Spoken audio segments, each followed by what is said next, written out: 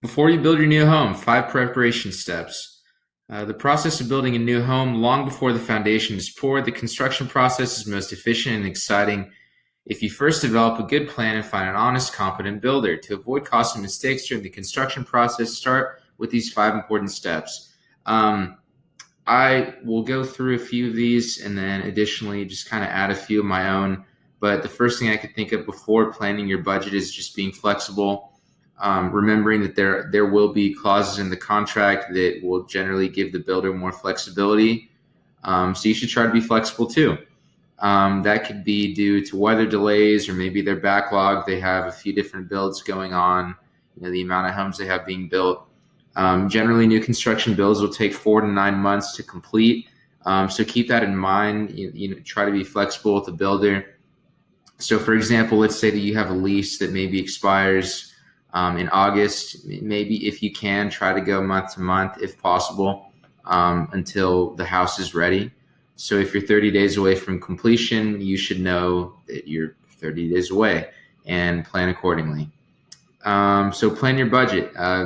Begin considering the budget from the very moment you start thinking about building your house. Develop a realistic idea of how much you can afford to spend and how much it will cost to build a new home. So consider cost overruns, as most construction projects end up costing more than anticipated, especially now when the cost of building materials has changed. I'm not exactly sure if it's fluctuating, but I know that the cost of building materials has definitely changed. So include a buffer in your budget. So a budget overrun won't hurt your pocket. So try to get at least 3 contractor bids. The contractor will manage everything. They'll manage the laborers, the subcontractors, and those are the people that are building the home. So ask around in Facebook groups for references on good contractors to work with. You want to strike a balance between them being affordable and them also doing quality work with good materials. But generally speaking, construction costs will not cover landscaping costs, laying down grass, planting trees, soil, flower beds, nor will it help build a fence, or nor will the fence building costs be rolled into construction. So those are separate and more cosmetic and should be taken care of at another time. And not mentioned here, but finding a good lender, partnering with a great lender can make a huge difference. It's nice to be able to close in 7 to 10 business days, especially in a fast market. So keep in mind that the rates can change, but look out for the down payments, the fees, the interest rates, points, closing costs. Just try to weigh your options, but it always helps to have a good lender. And sales price. In a hot market, the sales price, the base price of the land could be non-negotiable.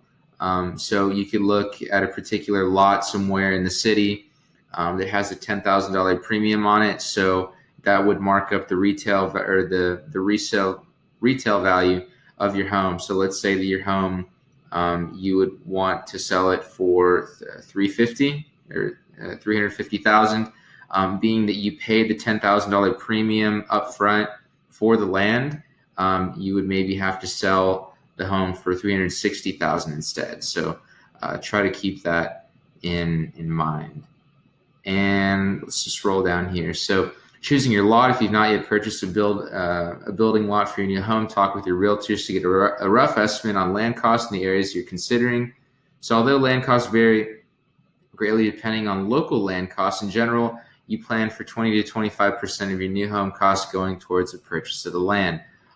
So you'll likely need to choose your lot before selecting the floor plans and the project details, mainly, because, let's say your lot is, 6,000 square feet, your home will obviously be much smaller than that.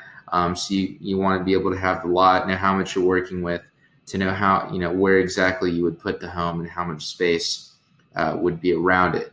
But additionally, you have to investigate things like the zoning, the drainage, the soil condition, and as well as the city building codes.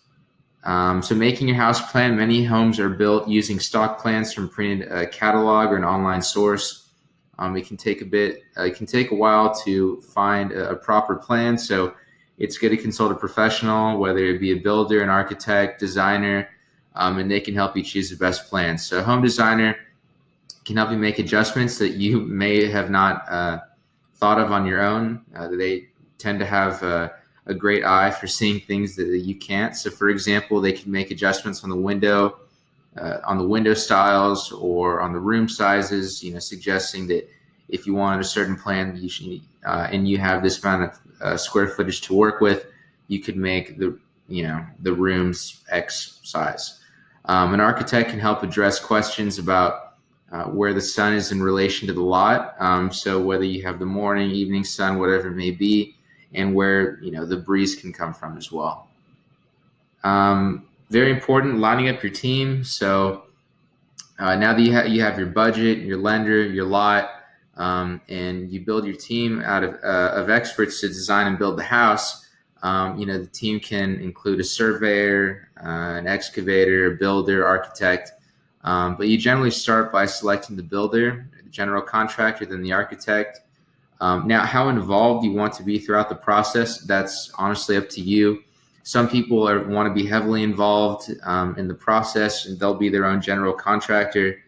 And this means that you would hire and supervise all of the subcontractors that would do the work on the home.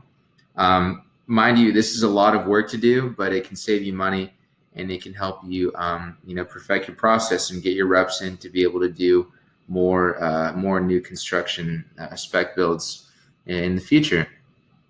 And lastly, that's lining up your team.